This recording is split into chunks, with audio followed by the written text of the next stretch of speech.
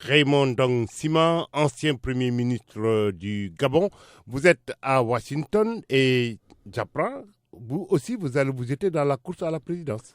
Oui, je me suis déclaré candidat à l'élection présidentielle depuis le 19 mars dernier. Mais quand même, vous devenez un opposant.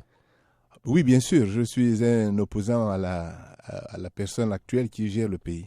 Mais vous l'avez servi comme Premier ministre. En effet, j'ai été Premier ministre de février 2012 à janvier 2014. Et pourquoi vous êtes parti? Le président a utilisé une prérogative constitutionnelle qu'il avait le droit d'utiliser. Il a changé de Premier ministre. Et peu de temps après, vous avez claqué la porte du PDG. Pas tout de suite. Je suis parti du PDG le 30 juin 2015, c'est-à-dire 1 an et 6 mois, enfin 1 an et 5 mois plus tard. Et pourquoi? Parce que je n'étais pas d'accord avec ce qui se faisait et ces désaccords étaient déjà apparus alors que j'étais Premier ministre. Et vous aviez dit que le PDG, il n'y a pas de démocratie à l'intérieur. Exactement, j'ai dit qu'il n'y avait pas de démocratie, qu'on ne parvenait pas à faire des réformes de l'intérieur du parti. Mais quel type de réforme? Le parti n'accepte pas, de mon point de vue, les critiques qui portent sur la façon dont la chose publique est conduite. Donc, il n'est pas possible, dans ces conditions, d'engager un changement d'orientation dans la façon de gérer le pays. Pourtant, le monsieur que vous avez servi, Ali Bongo, il est arrivé au pouvoir après des primaires à l'intérieur du parti, non? Je n'étais pas encore membre du Parti démocratique gabonais au moment où tout cela s'est fait. En fait, je suis entré au parti en mai 2011, à 5-6 mois des élections législatives qui avaient lieu à la fin du mois de novembre, début décembre 2011. Maintenant, vous êtes candidat. Qu'est-ce que vous allez apporter de nouveau que vous n'aviez pas fait avec Ali Bongo? Je crois que ce qui fait la principale difficulté du pays à l'heure actuelle, c'est que les objectifs de gouvernance ne sont pas clairement établis et ne sont pas du tout la préoccupation principale. Je crois que depuis un bon moment, tout le monde se rend bien compte que nous avons une gouvernance qui est défectueuse. Oui. Donc, il faut remettre le pays sur les rails de la bonne gouvernance. Mais on a l'impression que c'est une candidature de plus. Vous êtes tellement nombreux, les opposants, contre Ali Bongo. Ce n'est pas une candidature de plus. Je rappelle qu'après M. Jean Ping et M. Milama, j'étais la 3e personne qui s'est déclarée candidat. Donc, tous les autres dont vous êtes en train de parler se sont déclarés bien après moi. Mais c'est normal. Mais pour le moment, ce qui m'étonne un peu, c'est le débat tourne autour du certificat de naissance d'Ali Bongo. Vous pensez que ça fait sérieux, ça? Oui et non. Vous observerez que dans le projet de société que j'ai défendu, je ne fais pas partie de ceux qui mettent l'accent sur la question du certificat ou de l'état civil d'Ali Bongo Ondimba. Cela étant, le débat sur son état civil est lié à une disposition constitutionnelle. Et cette réforme de la Constitution avait été voulue par son prédécesseur, qui n'était autre que celui qui est supposé être son père. Donc, cette question-là, je pense qu'il ne faut pas la passer par-dessus la jambe parce que à partir du moment où on se fixe des règles de vie communes, donc dans une constitution, il faut respecter les dispositions de cette constitution. Cela tient. Mon projet de société ne se base pas du tout là-dessus et je ne participe que très peu à ces débats sur l'état civil. Je considère qu'il faut discuter de ce que nous devons faire pour remettre le pays sur les voies d'une croissance régulière, d'une saine croissance.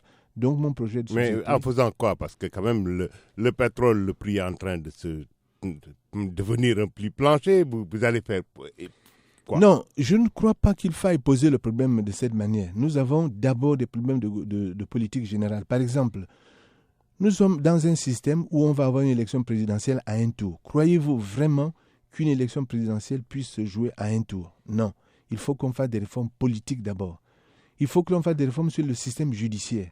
Lorsque le président de la République est en même temps le président du Conseil supérieur de la magistrature, il y a très peu de chances d'avoir une impartialité des magistrats. Nous avons donc beaucoup de choses à discuter sur le cadre général qui nous gouverne. Mais tout ceci ne peut pas se faire d'ici l'élection, là. Non. Justement, le projet que je propose vise à mettre parmi les chantiers à conduire au cours du prochain septennat une discussion de fond en comble sur la réforme constitutionnelle. Prenez l'exemple de ce qui vient de se passer au Burkina. Ils ont mis 18 mois et plus pour réécrire une constitution. Une constitution, ça ne peut pas se faire en une journée. Il faut prendre le temps d'organiser un débat sur l'ensemble de la collectivité. Ça, c'est un aspect. il y a des questions quand je parle de l'indépendance de la justice. Il faut débattre de la façon d'organiser cette justice. Et moi, je ne prétends pas apporter un schéma fixe qui doit être le schéma adopté. Je crois qu'il faut qu'on en débatte et ça prendra du temps. Ça demande que beaucoup de gens interviennent, qu'on consulte ce que les autres pays ont pu faire pour assurer une indépendance de la magistrature avant d'adopter une position finale. Donc ça, c'est les réformes sur le plan politique. Mais il y a d'autres réformes. Donc là, c'est sous l'angle des projets à venir lointains qui ne sont pas réalisables d'ici les élections qui auront lieu avant la fin 2016. Et il y a autant de candidats que d'arbres dans la forêt équatoriale. Et vous l'avez dit vous-même, élection à un tour. N'est-ce pas une manière de faire gagner Ali Bongo? Oui, mais si on ne s'exprime pas un peu sur ce que l'on a envie de faire, il est difficile d'obtenir une synthèse. Sur quoi se met-on d'accord? Est-ce que vous croyez que c'est raisonnable de se mettre d'accord seulement sur le fait qu'on doit faire partie Ali Bongo? Ça, ce n'est pas une plateforme suffisante. Ça devient un débat de personnes.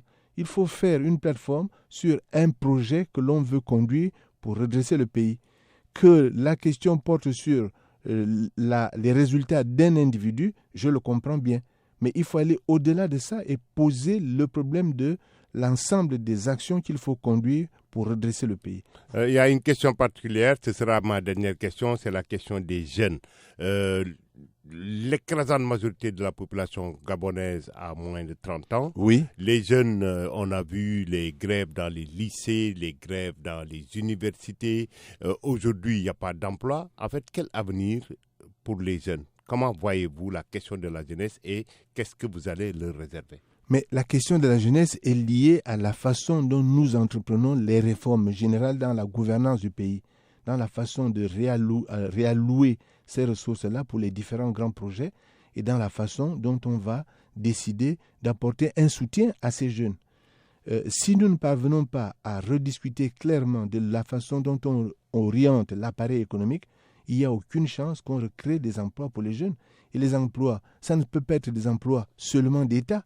Il faut que le système économique redevienne vertueux et que les entreprises recommencent à travailler, qu'elles embauchent. C'est ça la solution qui a été adoptée dans tous les pays du monde. Et nous ne pouvons pas réinventer la roue.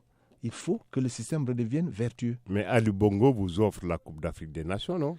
La Coupe n'est pas une orientation vertueuse. La question est, lorsque les prix du pétrole se sont effondrés à partir de août 2014, on aurait dû se poser la question, est-il pertinent de maintenir un événement aussi coûteux dont l'impact à court terme sur le système économique n'est pas avéré?